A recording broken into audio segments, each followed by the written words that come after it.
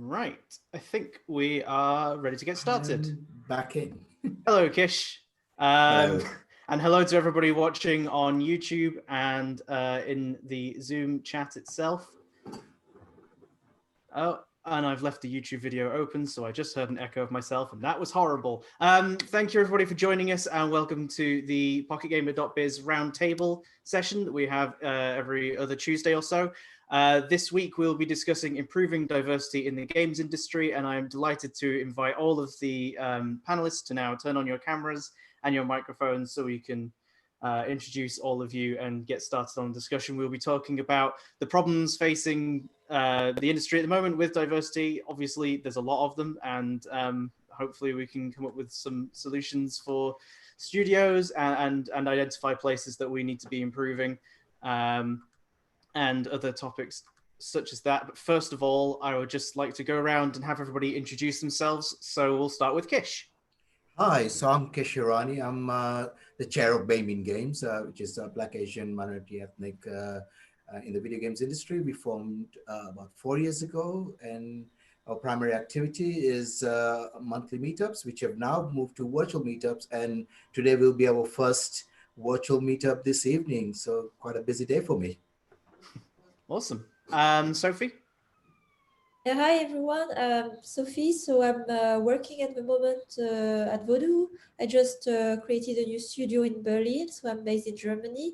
And over my past experience, over a decade of experience in mobile gaming, I've worked at companies like Wooga, Rovio, and Gameloft. And yeah, excited to have a conversation, open conversation today with you guys.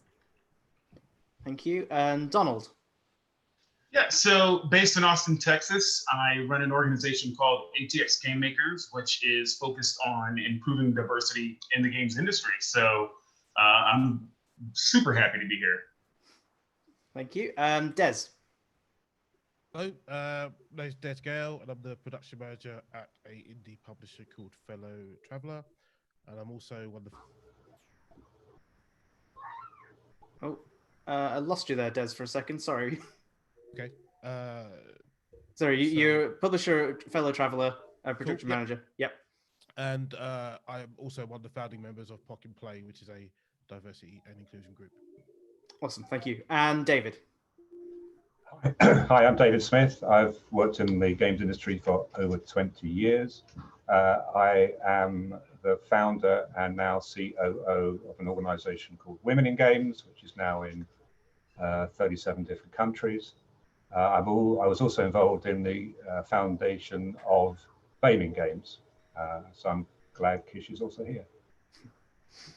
Thank you. And hopefully we will have Emily Rose of Rebind.io joining us at some point, hopefully, but we will continue, and if she joins in, we can introduce her into the chat. So first of all, I know we kind of having a discussion about diversity in games feels imperfect as a whole because there are so many different issues to talk about, such as encouraging more women to get into the games industry, encouraging more people of ethnic minorities to get into the games industry, and different sexualities and all that kind of things. So what I wanted to start with to sort of get a sort of baseline of what everybody's talking about. What are we talking about when we talk about diversity? It's kind of how I'm thinking about it. What does diversity mean to you? Start with David. Okay, so to me, diversity means representation. It means the need for inclusion as well as diversity. It means additional perspectives to bring to the company or studio, and it means better decision making, both creatively and commercially. Cool. I'll leave anybody else if you want to jump in, but Donald, maybe? Yeah, I'll echo some of David's comments there, especially about representation, and more so throughout the entire company, right? So from entry-level positions all the way up to senior management, right? You want to have an organization that shows diversity throughout. That's what a truly diverse organization looks like to me. So I'll jump in as well. That I see two different sort of diversity. One is the visual, which is a very, very strong message, having visual diversity, which I think both of you sort of covered in terms of gender, females, and ethnic minorities. So the other powerful, which is such a almost dismissed, so is actually diverse thinking, which is far more important. So you would have somebody who might not look visually diverse, but could be brought up in the area of the world and experienced and maybe social classes, so can actually bring in some of the diverse qualities which you're looking at as well. So again, I'm a totally against stereotype of like, if you end up hiring a female, if you hire an ethnic minority, suddenly they bring in the entire stereotypical thinking you have of that particular race or gender. So it doesn't work that way. So to me, diverse thinking is also equally important when I think of what diversity means. Sophie? Yeah, I would double down on what just Kish said. For me, I look at it a lot from the lens of traits, and there are the obvious ones, but as just mentioned, but I look at it like really from a cognitive thinking point of view. And we are, if you look at it with that lens, quite very different, all of us, even if you have shared the same country or same gender. So that's the way I look at it as well. Des? I think everyone else pretty much covered it. Yeah. Cool. We'll move on then. So thank you for that. So yeah, we've talked about like what it means to you, but so I guess another good starting point as well is so what are some of the main problems that people are facing? So people of color, I think minorities are facing, women are facing in the games industry at this moment. So I'll take a stab at that one.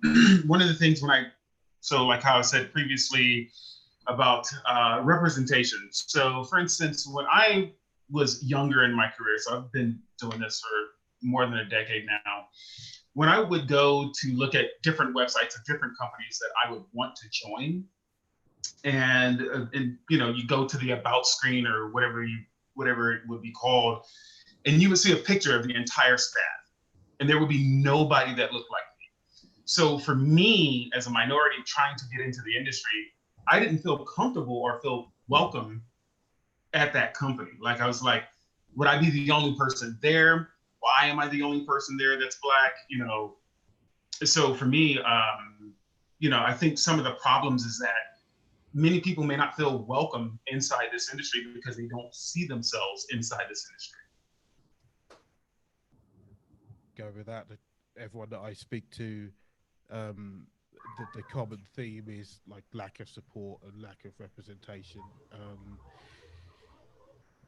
In the best intentioned companies, you know, we're all supposed to be one family and all supposed to work together, but there are some unique issues that, you know, people like to talk about amongst themselves.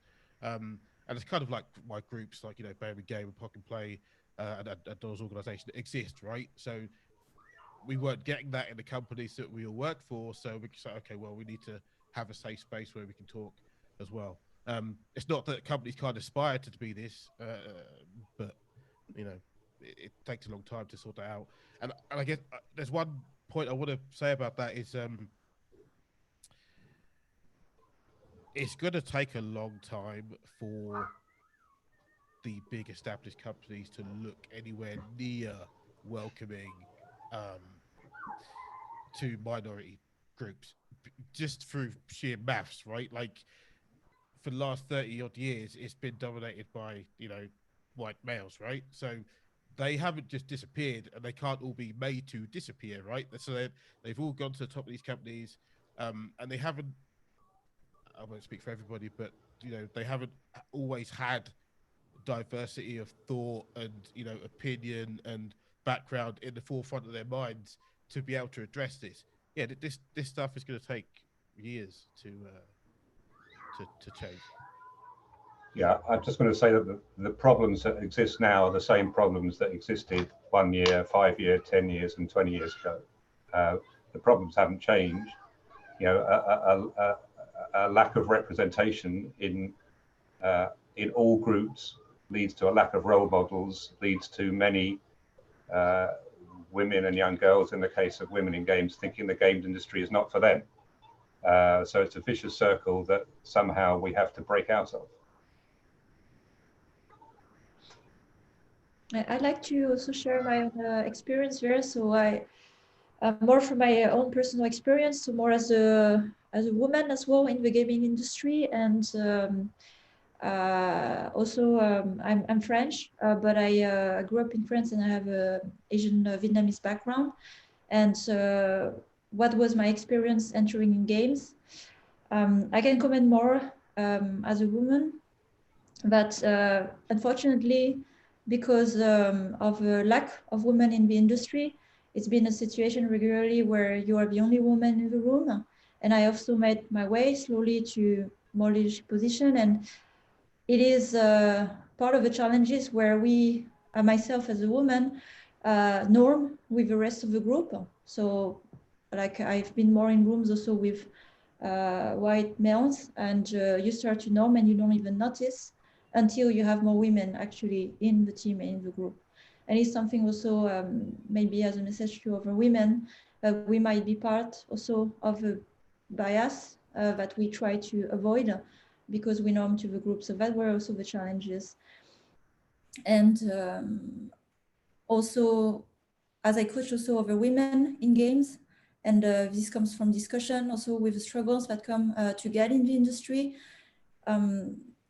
It's about also having more confidence and having a moral support in the group. So when there are actually more women in the group, then there's more closeness with others and feeling safe to speak up, to also not be interrupted. And that helps to have just more women in the industry overall to encourage other women to come in. But there are many, many challenges when it comes to integrate that I just mentioned there. So if, I don't know, since I'm at the moment the only woman in the room, I'm happy also to create a bit of debate here of how, how it felt for you or how you were aware, things you would like to discuss further. So can I just add my bit? Then we could probably have this. On the discussion topic itself of how I feel the problems. So this is a thing which I observed and became very, very obvious when I joined gaming games. The industry, like every other creative industry, when you talk about music industry and the film industry, so the creative side has always been, you're very passionate because you go in, you don't even care what you are gender wise or whatever else, because you love that game, you want to work on that game. So I don't think we have that issue. So I don't want to generalize that we've got such a terrible problem attracting people. If somebody loves certain games and they're talented in that field, they do apply.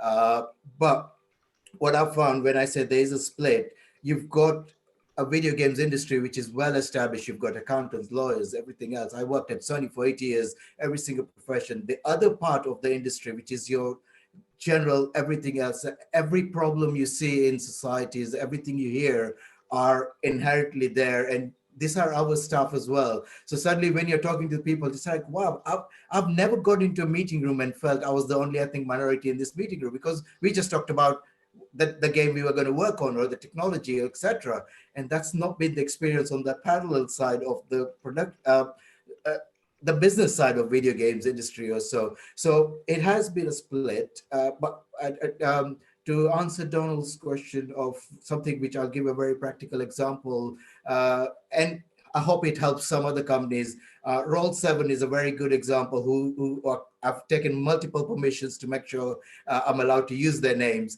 So they are independent developers, and they're all white guys who are at the studio. That's what their website is. You can't hide that. Now, this is what we want to make sure companies, there's nothing wrong with that.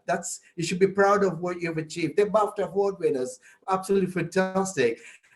But they actually said, how do we change our website, or how do we change our identity? So what we did was very interesting, in fact, and amazing. What a challenge they took up. I said, host one of our gaming games meet and ask the ethnic minorities what they think of your website, and just did that. And a very, very that's what I'm trying to lead it. It's almost every studio would be a different case of its own on how they can attract people or so. In Roll7's case was they gave a history of how Roll7 began. That began in a very deprived area in Southeast London where they were helping out local community. Now, so I don't want to go through too much of that story, but everybody, when they replied back, was just saying, that doesn't say on your website. I said, oh yeah, it doesn't.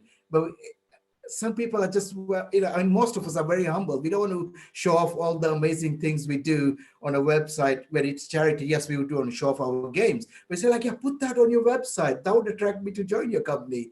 And it's just simple things like that. So yeah, I'll just end here. But I think I've got multiple topics. So I also want to with the debate which Sophie wants to put out there, unless anybody wants to comment on what I just said.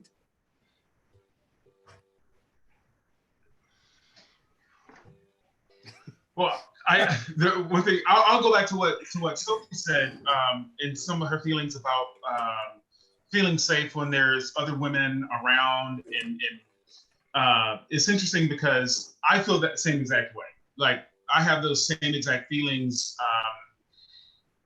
You know, so one thing you guys can't tell because of the video, I'm 6'8", so I'm huge. I'm a very tall man, and being Black, you know, in an environment where typically I am the only Black person, that's like a lot of attention. And so like, I feel like sometimes when I'm in that environment, like I have to like be very careful of what I say, or like maybe hide my opinions so much. And so having a community within an organization where I do feel safe and that, you know, I can speak up is extremely important.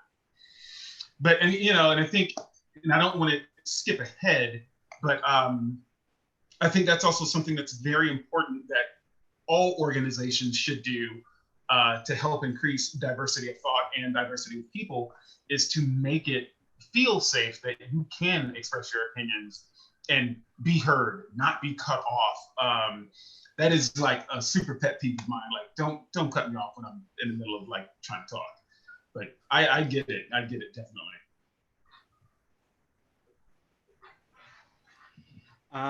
Anybody else have any thoughts, or should we move on to? Nobody's jumping in. I will just, so yeah, I'll jump in and sort of going off the end of what Donald's saying there of things that can be done. Like, what can companies start doing right now in the short term to start promoting, improving diversity within their teams and within their company overall? Like, are there any sort of really short-term things that people can start doing to make that change immediately? So I've been waiting for this question to come up.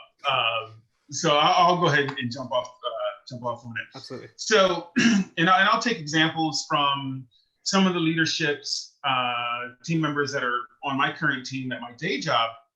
You know, these guys actually, these men and women actually go out to different events, to minority events, to like, so we will have, in Texas, we have Blacks in gaming, we have women in gaming, and they will actively go to these events and let them make themselves seen, and will go out and try to recruit there and actively recruit. So, you know, my bit of advice for companies that are looking to do something in the short term is literally look inside your community, go attend the events where minorities and diverse people are. Look at your team roster, make it a goal to hit these other events and say, we're going to try and recruit people. We're going to try and make our name known out here so that, you know, we do get a diverse team. Like you have to put in the action. And I think those are some of the simplest things that people can do right off the bat. I absolutely echo that. That's what Gaming Games has been, where we want to make sure you physically go to a location, a studio where you would possibly be able to work. That's what our networking meets have all been about. And same with the studio, to be able to show, look, hey, even if you have one, we had a studio, which was an indie studio, which just had one ethnic minority staff. We put him on the podium with a fireside chat with me. We were not going to compromise and put everybody else on the team just because they were there. No, but that just changed it. What was amazing was this gentleman, I've forgotten his name, He was only with the company for a month and he knew the company inside out. It was such an amazing thing. What a powerful message. Uh, he was from France, black, and his life journey. So yes, put those people out there. That's another thing. Conferences as well. So one of the key things which companies can do is get your ethnic minority, female, anybody else who feels their minority in whatever way. Tell them you should put yourself up for this award. You should put or nominate them for those awards. Put them said right. You should go and talk out there because that's another issue, which is the case that the exposure which a lot of people higher up can give to individuals, it's not there. So I'm going to, and there's a way to do this. Every company should make sure their managers, almost every staff goes through unconscious bias training because those are the simple things also because a lot of people, and I hope everybody agrees that majority of the people in our industry we work, they mean well, but sometimes they're just not aware how they're actually stopping diversity from happening just because they're just like, oh, I didn't know that was wrong. So that's a big factor where you just train your staff. And uh, yeah, I've forgotten there's one more thing which you could do. So but I think there's a couple of other opportunities we'll be able to discuss. Yeah, I think anyone that wants to learn more about diversity should be engaging with BAME in Games, with Women in Games, with ATX game makers and POC in Play. These are the people that are living diversity. Women in Games over the last month has run 30 virtual meetups, for example, in the current crisis. Engage with your groups. Women in Games has a fantastic ambassador program for individuals as well as corporates. We have 10 corporates signed up as corporate ambassadors. We want 100 corporate ambassadors signed up. Engage with your diversity groups. That's what we exist to do. We welcome as much engagement as we can from everyone in the games industry. Sorry, can I jump in because I just remembered what I wanted to end with, which would have been great if I'd done it in one go. Put your vacancies, everything, your HR engaging. If you're putting on a Twitter, say we've got vacancies, a magic word, very simple. We are looking for diverse, talented people. Say you are looking for that, and that makes such a difference because then people feel you want somebody like me. Another sort of things which you can do, and there are a lot of professional recruiters as well who can help you if you don't know how to, is your job description. A very simple thing which has become a very negative is if you have a bullet point job description which says must have, minimum requirement, ideally this sort of candidates and a bullet point. Unfortunately, if people are ethnic minority, female or so, I mean, they shouldn't feel this way, but this is a superpower which a man would have. You look at a job description and like, okay, I can do 3 of those, I can't do 7 of those. I'll apply for this job, I'll wing the 7, I'll learn on the job or so. Unfortunately, a lot of people who feel who've not got the experience, not got the confidence, or unfortunately feel, oh, I might, if I mess up, I'm representing my kind of the way I look, and they don't apply for these roles. So you need to change that and make your job descriptions and everything more attractive for diverse people to be able to apply. Yeah, I mean, Kish, I think you've gone down the whole list for everybody there. But just to riff of what Donald said earlier, like all these talks about diversity and stuff like that, like it 100% needs to come from the top. If the leader of the company isn't fully invested either with time or money to change the makeup of their company, then whatever token gesture they try to make, it just won't be sustainable. Someone will get bored or something, or more importantly, the D&I consultant that they hire won't see enough change quick enough, and then they'll want to bounce and do something else. So yeah, I am fully on board with literally everything it said. Another thing I'd like to see is literally just make your company better. Like full stop. Just no. offer a decent pension, like not just the bare minimum, like the legally required. It's like, okay, let's do a bit more. You know, private healthcare, private dental, they're not super expensive now from a corporate perspective to offer that to your staff. And then what I really want to see is all the companies pre this pandemic were saying that remote working doesn't work. We can't have remote workers. But obviously, the last 4 months, I haven't seen 100 companies fold, haven't seen 1,000 companies go bankrupt. So they dealt with it, right? So if you add this flexibility to the workplace, by default, that opens up a whole raft of employable people to you. Because obviously we're talking about visual diversity, but obviously there's neurodiversity, as Kish mentioned, but also there's just life happening.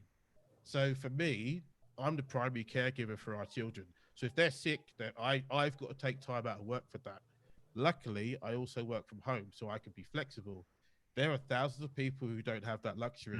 But if they could work part-time, they could do job sharing, or literally just work from home. So they go to the nursery around their corner, pick the kids up in their lunch break, and then carry on working. Like, that'd be massive. Yeah.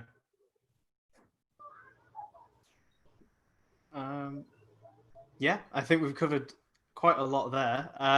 One thing I did want to touch on more is the recruitment process, and you know, as you're saying about like you know, writing your job posts in specific ways to avoid just having a bunch of people who say yes, I'll do this and yada yada and all that kind of thing. Sorry. What are some other ways that the recruitment process could be changed to sort of encourage more diverse applicants beyond just changing the job listings, or is that the most important thing? It is. I can jump in as well here, where I've been also recruiting as building the studio, and I've been facing actually that same reality where in my intent, I want a very diverse team also for creative reasons, but representation reasons, like everything we discussed. And the reality was just, for example, pure gender split. All the applications I have, I would say 90% are men.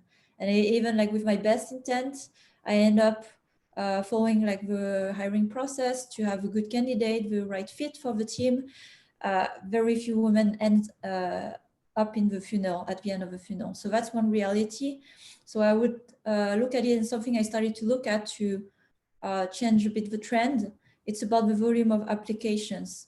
You have to look at the diversity of the applications before you can actually hope to have diversity in the hiring. And what does that mean? It's also spending time in different network communities, different ways of reaching. So now we are talking about description that could be generic, but we do that all the time, segmenting, I don't know, game balancing behavior based on different audience. And I would approach it the same way here when it comes to hiring. When you write a description, have different maybe framing of it. Also, something I did a lot was proactive searching. So I just didn't work with a headhunter, but I did the direct messages to many women out there because I wanted to have an overall picture of what type of candidate I could have for a certain role. I didn't want to have, for example, when I look at pure gender, 80% of applications that are male, and it was not an acceptable outcome for me. So how I had to overcome that, I had to do a lot of direct messaging, searching, and being active in all the communities. And for that, at the end of the day, now I have a bit more, I would say, diversity in the team. And I look at it not just by gender. So in the team, we're now, if I count correctly, we are still a young team, 9 people, and we are 8 nationalities, for example. And coming from different background, not only from mobile gaming, but also console. Some don't even have necessarily just game experience. And also I have gender diversity, but that's what you get when you look in a lot of different places and change your tactic of recruitment. That would be my recommendation here based on also experience of how I approach the topic.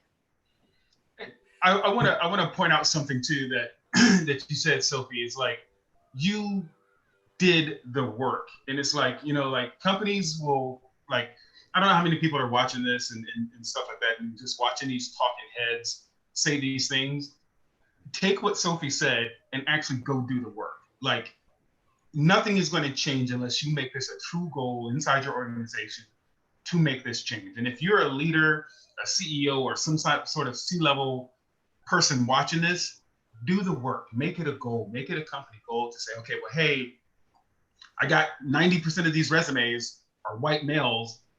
Let me go out and diversify. Let me go and do that work. That's the only way this is going to be fixed. I echo that. If you get only 90, well, if it's 90% who have applied, what's wrong with our system? Why have we got this? Rather than just saying there's only 10% out there, that's why. It's not true at all. And I echo what everybody has said here. Very simple, free. For example, with Gaming Games, we've got a Facebook page. We've got amazing companies who will always post every single vacancies, not copy and paste, but some very simple change in word, just saying we are looking for diverse individuals on a Gaming Games website. It's not a recruitment website, but that makes such a powerful message and different. That's an effort somebody has put to go out of their way and reach out to an audience. So I echo that. And Sophie, well done to have pushed that. But I think, and I'm sure you'll agree, Sophie, it doesn't have to be a female or anything. It's whoever's doing a recruiting or so, push them. That's their job, to go and reach out to the bigger audience. Then yes, you basically interview everybody fairly and hire the best person, but increase the probability that majority of the people who are applying are diverse applicants, as opposed to something which fits the role of your job description. And I think I've got to re-emphasize the bullet point things. Just get rid of those. I just want to pitch in on Des's point about making your company better. You can go out there, run a fantastic recruitment campaign, hire lots of diverse candidates, but if your company is not inclusive, they're not going to stay. Diversity goes together with inclusion. There's a great saying that diversity is counting people, inclusion is making people count. You've got to have the two to change your company culture. So you have to make an effort to be more welcoming. Have things like flexible working policies, prioritize parental leave, dignity at work policies. All these policies that an HR department or a chief exec can put in place make the company more welcoming and more attractive to women and minorities. So I got to also touch on this. It's funny that this is coming up too. So I was speaking with my coworker at and we do a lot of things in that very same vein at our company. Like we, it's all about the inclusion and making everyone feel important. And so, for instance, one of the things that I've noticed some of the leaders inside my organization doing is whenever we're having a big meeting, let's say, and there's multiple people in the room, if you see someone not speaking, don't call them out, but like, hey, Des, what do you think? Make sure that you make time and make it available and make them feel comfortable to speak in a company setting. And, make sure that you're being that good shepherd of diversity and inclusion and helping people feel comfortable speaking up with their opinions. And yeah, it's just, I just wanted to touch on that point. That's just another little thing that you can do to make people feel comfortable inside your organization. And can I add that as well as outside the organization, it's such a powerful thing to tell somebody, hey, look, this PocketGamer.biz is coming up. You should put your name. And if you ask me as somebody to take part in this panel, yes, in the future, I'll say, I've done this. Hey, I know this somebody who's amazing, and give somebody else, as I say, when you get up the ladder, make sure you don't push the ladder off, but actually reinforce the ladder so whoever's then coming up has an easier time. And please do that. If you're in a position, get your staff out there, nominate them for awards, everything else, so which happens, which people, a lot of these awards are so, there's no science behind this. So people put their names forward, somebody else nominates them, and then they get an award. So do that. It's simple. Yeah. I had so just in this little bit. I'm sorry. Just one last thing. I had a very good friend of mine urge me to create ATX Game Makers, and like when I say urge me, like as soon as I told him, I was like, man, I want to make this change inside the industry.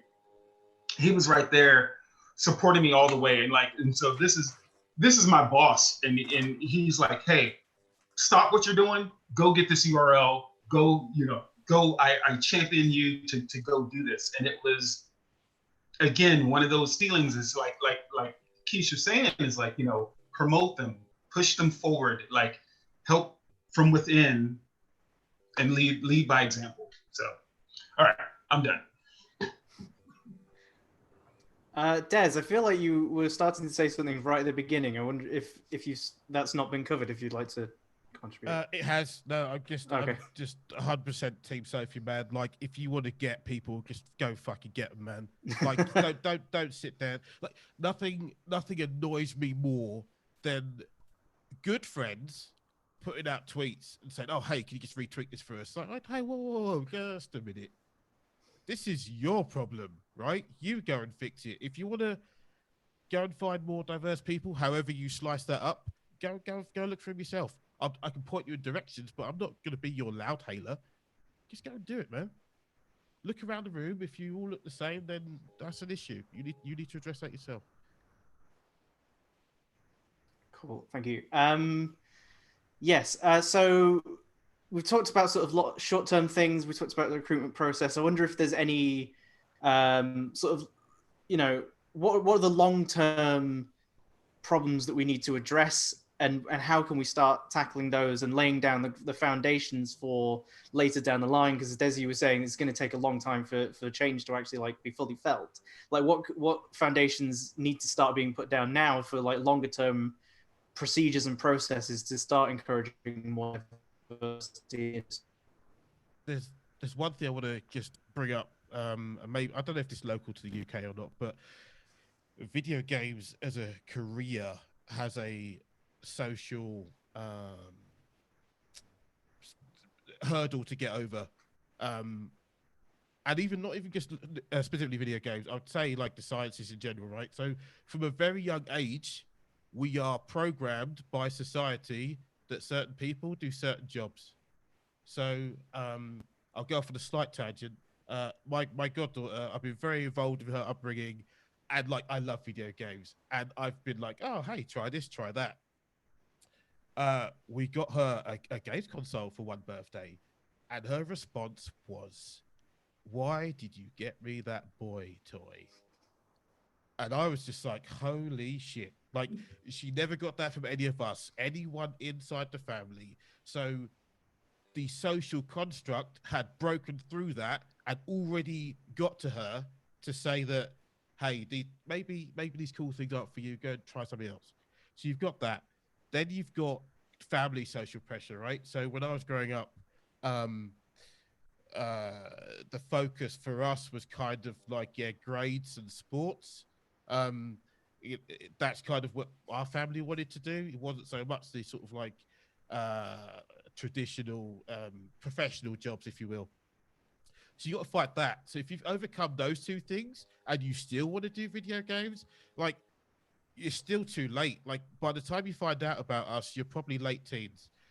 We need to get into primary schools and be speaking to the kids back then and getting them encouraged then so they can speak to their parents and spend 10 years convincing them that this is a good thing to do.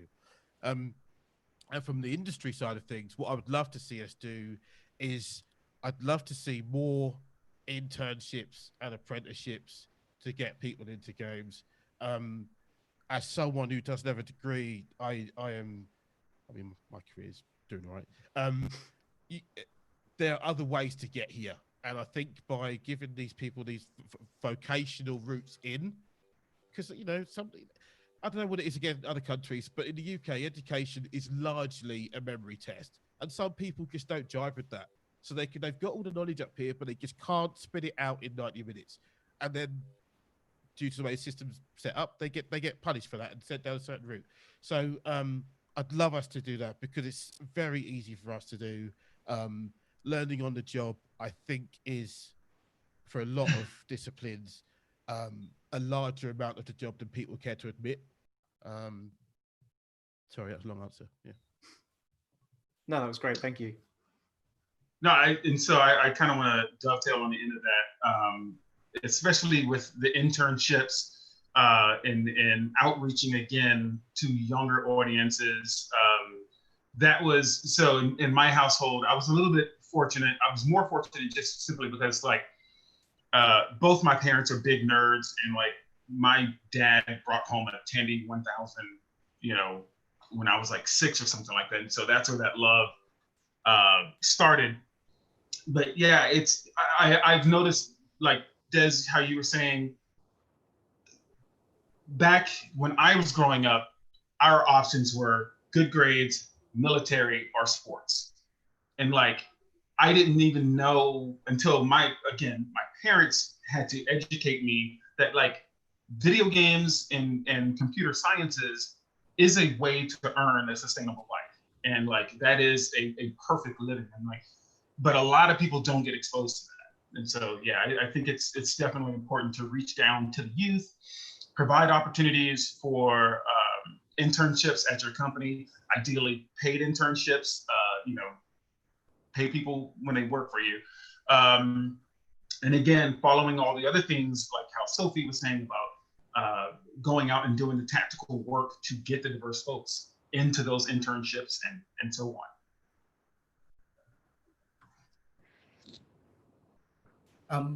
Can I jump in with a few practical things, which very UK specific right now, but if in your country you have this, so I'm going to put a bit of a plug for UK. They've got the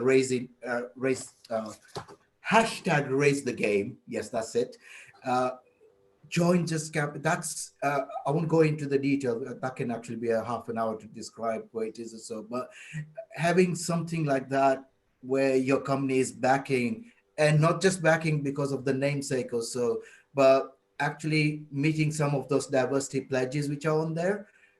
That's how we're going to bring bigger changes. So I'm answering more longer term what company can do. That's a good start. A few other things. This is more for conference organizers, or more award ceremony when you have a conference like this. So we should be in a position where if you cannot have a simple diversity sort of requirements you've met in terms of your workforce or your team, then you shouldn't really be nominating, but be considered for nomination for that award. We're not there quite yet, but there are certain awards we could very, very simply start by just making sure it's almost penalizing in the sense, because after your game sells really, really well and everybody's playing your games, awards is a great way to just get acknowledgement that you did something amazing. But if your team is not diverse enough, movie industry is pretty safe, exactly. So make sure those things are checked as part of the awards applications as well. And that's, I think, more long term. I don't know if any awards are doing that already. They should be, actually. I think there's a couple of areas where BAFTA is working on that as well with BAFTA awards. But that's, I think, something I hope one day we have that, where your game just doesn't get an award if your team wasn't diverse enough. Yeah, there are certainly in Europe, for example, government funding in countries like Norway, for example, to games companies. If part of the application is to explain how diverse the team is, and there are certain rules and criteria, and if you don't meet those criteria, you don't get the government funding. That would wake up a whole set of games companies in the UK if the UK government was to start applying some of those criteria to UK funding policies.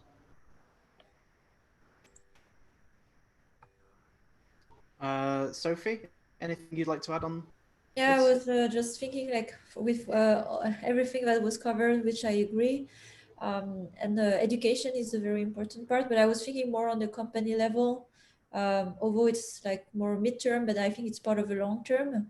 Everything starts from the leadership, comes with awareness, and I think with regulation in the industry, like we talk more about it. I think it's so I'm positive about the awareness, and the more we talk about it, the more we have talks about it like we have today. It's not going to be an option for the companies to exist. It has to be part of the foundation of a company and part of a mission. If it's lived by the leadership, it translates in the hiring process, how it's treated. There's a chart about that. There's education of people working in multicultural teams of what it means to work with different people with different backgrounds. We talk about diversity here in gender, culture, but there's disabilities as well. So it's about inclusivity, that the world is made of just a lot of very different people. And I believe a lot with companies taking ownership on that and making it important to start the change now, actually. So at Vodou, I'm really happy about how we take it seriously, and there are actions taken when it crosses the line. So that's where also it is an example for the rest of the company.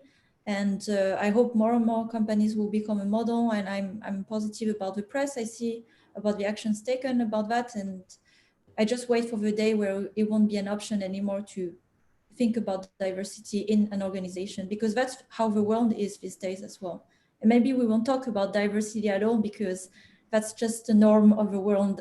Look at us here in that room today as well. I mean, I don't know what are the background of everybody in the room, but that's just a reality. Yeah, I think at company level, it's got to be strategic.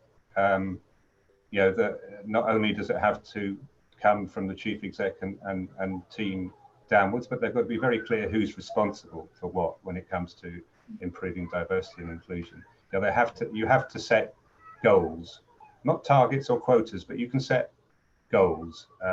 King, for example, has some very aggressive goals on hiring to raise the level of women working at King. Other companies could follow that kind of leadership. I wanted to take a few steps back, just say this one other quick thing when we talk about reaching out to the younger generation and the youth and bringing on interns. Another thing is that I found, so when I go out and I try and find people or I talk about games, is that everybody immediately thinks, oh, well, I can't program, or programming is not for me.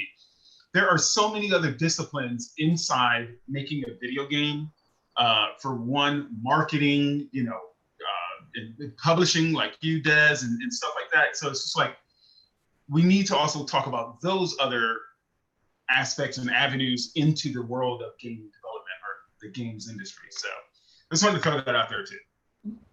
Can I just add sort of a practical example of that particular case where I was in a fortunate position where I was on the Women in Games board, and we ran a mentoring, speed mentoring breakfast at Unity in Brighton. And it was just put out on Eventbrite and everything as you would publicize a lot of video games industry. And I happened to be on a mentoring table, and this wonderful young lady came along on the table and just going through the careers, etc., and said, excuse me, I didn't know there was a video games industry existing in Britain.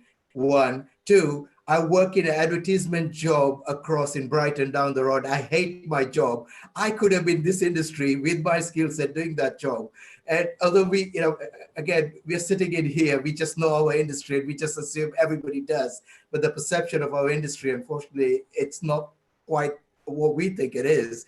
We need to get out there and say, like, yes, we need lawyers. We need any profession you've qualified for. If you want a more exciting, engaging job, then you can, and if you like video games, you can come into our industry and do that same job.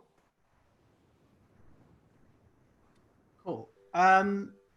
So yeah, we kind of talked about the longer term things that companies can be doing for like hiring and ensuring that their workforce sort of reflects the diversity of the world. One thing I'm also interested in is the actual games themselves, because they, I see a lot of games will set the default as having a white male as the lead character, for example. And for me, that's obviously something that reflects me, but it's not something that reflects the world as a whole. Is that an important, well, I mean, obviously it's important to have representation in the games. How can studios make sure that they are accurately representing all different people in their games? Sorry, Donald, you put your hand up, so. Oh yeah, because I got a story about this. I was at an organization. I'm not going to name the name of the organization.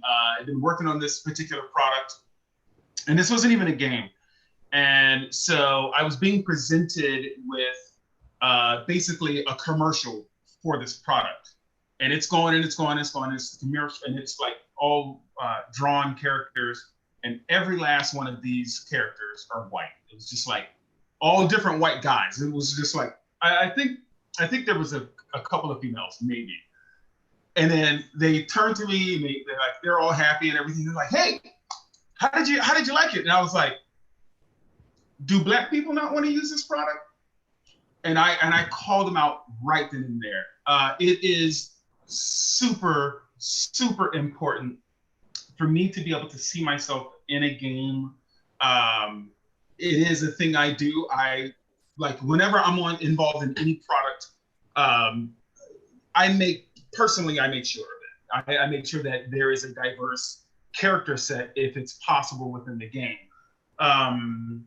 The other thing too that I kind of want to touch on, like, here's something that I think company leaders really need to think about when they're thinking about designers and people who come up with different game ideas within their organization is we all have the same game. It's a strong 30-something-year-old white male who is trying to like save the world.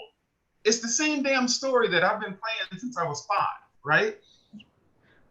The only way we're going to get a different game is if we have different people making the games. If you go and you look at the indie scenes where there is a bigger, diverse cast of game makers, that's where we're getting the cool stories from. Like, that's what needs to happen in the bigger organizations. So, all right, that's all I want to say. But yeah, it's you got to make an effort. You have to. Can I just jump in on that? That you need to make an effort right at the beginning.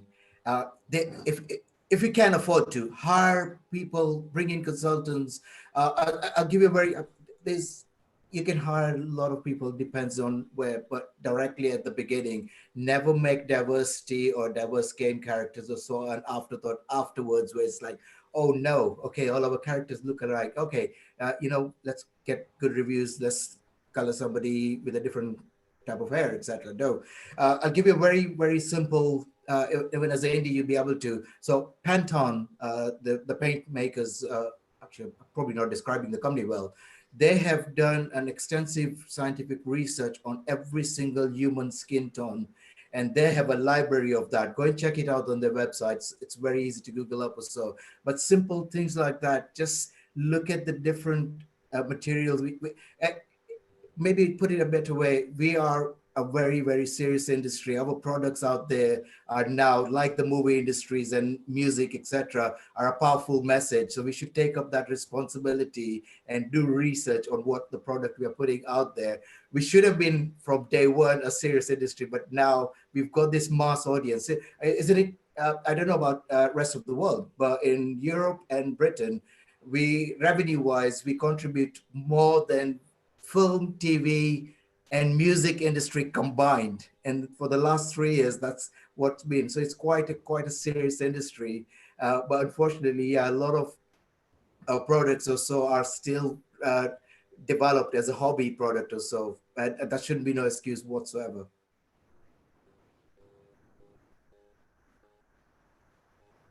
By devil's advocate here. Putting my capitalist hat on, I think these mega corporations, I think the games come second to keeping their shareholders happy. And listen, I would not want to run a company with 10,000 people in it, because that is a massive responsibility to do. And let's ignore diversity for a minute. If you're running a company, you run on numbers, right? So if you know you can sell Call of Duty the way it is 10 million copies times however, and you get $1 billion at the end. Anything that detracts from that, you're going to be like, sure, give me a reason to do that at the base level. And it's a good reason I said Call of Duty actually.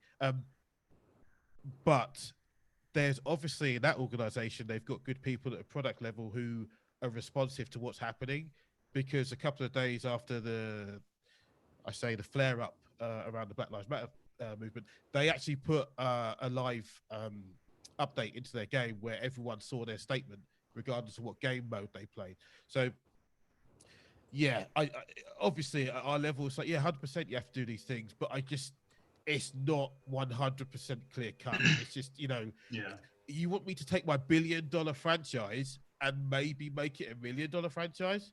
I'm not going to take that risk, not without enough data and then spending enough money to make sure that data is accurate. Like, it's horrible to say it, but like, I don't think we'd be doing a good job here if we didn't at least.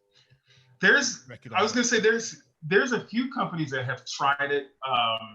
I remember Battlefield came out there. I want to say it was number 5, or maybe it was Battlefield 1, but it was the first time they had a female playable character, and like everybody like lost their crap. It's like, girls can't fight, and I'm like, what? Like, and it, it was a whole thing. But it's amazing. And you're absolutely right. It's that money makes people funny. I have a comment about that. I think it's also important to remember who is the audience of your game, and based on that, actually, you can go really, really more representative of the world, the audience. I mean, like we make games for casual audience, and this is important to represent everybody because it's everybody who can play the game. But if you are really going for the core gamers, whoever they are, I can understand that maybe having the female main character may not be the experience you're looking for if you really, I haven't made game like that, but I can understand it. So maybe it's also using the lens of the audience, and where it's appropriate, you really go all in, like when it's relevant with the audience. Mm-hmm. I think it's the responsibility of studios to create $1 billion franchises with a diverse set of characters. I mean, I started playing, The Last of Us Part 2 on Friday. That is a $1 billion franchise with a world-beating game. You don't need to give any other examples apart from see if you can make a game better than what Naughty Dog are doing. I rest my case. Yeah, it's a great example actually, and big studios can have influence to change also what a good game can look like, and not with the same pattern we have experienced until now. And I think a lot of that it's what we are all echoing: hire diverse team, and that's how these innovations come in. It's no excuse, especially with large corporations. I've worked with larger studios or so where we know the formula, what works or so. Great, then that means you know what the audience you're selling to, and they'll buy your sequels, etc. How are you going to expand that audience? It's very, very simple. Make the game a bit more than what your classic audience is expecting, because that's already sold. And so yes, bringing in more diverse characters, etc. will just it's good for your business. You'll get a bigger audience for that particular franchise, which might be going stale and stagnating with the same audience. All right, it's just because I'm up for a fight. FIFA, by this rationale, why did they take so long to put female teams in there? That's super easy for them to do. Why did it take them so long? Listen, like I said, I'm just being devil's advocate. I'm not saying that these companies are correct. I'm just saying they have fiscal responsibilities, which is why they want to do these things. David, like Last of Us is a great example. Fantastic game. And again, I'm not trying to be making a generic statement is causing these problems, but I just think it's going to be a long. In fact, how many Gears of Wars were there before we had a lead female character? Because we had the stereotypical black guy who was amazing in all of them. Was it 5 before the lead female character came in? Like, absolutely. If you've got 2 or 3 of these franchises and then you've made enough money, like, why isn't it the first opportunity you get to create a story around whatever diversity you want to go for? I mean, it's an open-ended question. It's not really a statement, but yeah. Yeah. So sorry. I know we're kind of coming up against time here. I wonder if I could just hold on to you all for another 5 minutes or so, because there's a question I am really interested in, and I'm not sure we're going to be able to answer it, but it's something that I would like to ask. And it's we've seen, as Des mentioned, like the flare up, if you will, of the Black Lives Matter movement from the killing of George Floyd, and companies sort of. A lot of people sort of paying lip service to it and saying, we're going to put this up, we're going to donate this amount of money, we're going to start hiring practices. How do we hold these companies to account when they make these pledges? Is there something we can do as an industry to make sure that they're actually following through on their plans? Or do we just kind of have to cross our fingers and hope that they're actually going to stick to what they do? I mean, other than them like publishing their employee records, which I don't know, I'm pretty sure that gets sticky or weird. I'm not real sure. So I thought about this. I really did put some time into thinking about that question. And that's hard, because a lot of companies, I know of a lot of companies that are doing things and also have been doing things before it was an issue, or not before it was an issue, before it was in the spotlight, right? I know companies that are doing the right things. So it's just like, I don't know. I don't know, other than like maybe saying, oh, hey, we have this much diversity. I don't know. That's a tough one.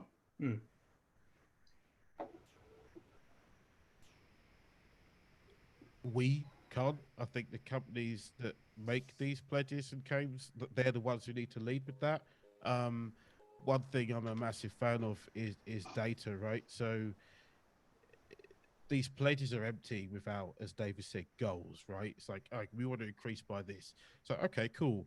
But if I don't know where you're starting from, like, you could immediately fud stats, but oh yeah, we hit our target now. It's like, okay, cool.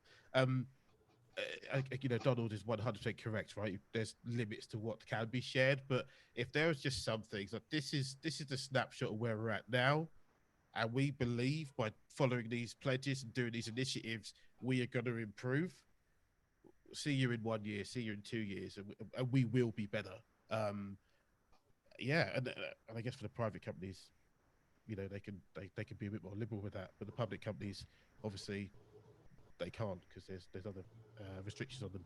But sharing data, being a bit more open, I think that's going to work. And I think, Kish, what you said earlier about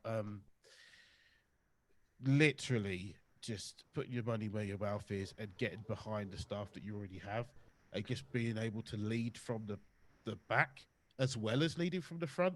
Because I know, especially with Fellow Traveller, things like this and other sort of like outward-facing jobs are the responsibility and job role of one person. But that person is just like, listen, we're a global team, we're a diverse team by our standards. You can take this one, or you can do this one. I don't need to be the person every single time. We're all aligned in the company vision, so any one of us can share that with people.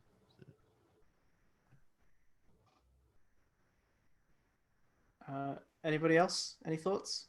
Well, I think it's difficult for everyone to hold these companies to account, but all companies have stakeholders, staff, employees. For public companies, they've got shareholders. All companies have suppliers. If a company's gone public and saying we're going to be doing this, and there is no evidence of that happening, I think you'd be quite disappointed if you work for that company.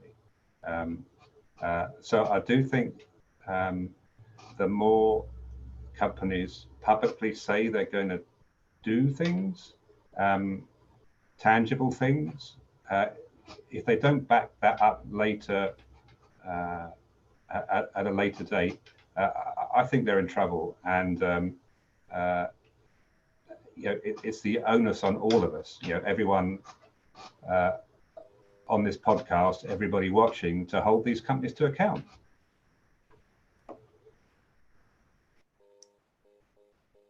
Cool. I think we're going to wrap that up here because nobody's really jumping in. I think we've sort of hit the main points on that. So yeah, I'll wrap up here and just say thank you so much to the panelists for joining. It's been really interesting and really insightful. And yeah, thank you for giving us your time to talk about this. And thank you very much to Sophie for being the only woman on the panel about diversity, which is a kind of a failing on our part. But you know, thank you for coming in and taking that role for us.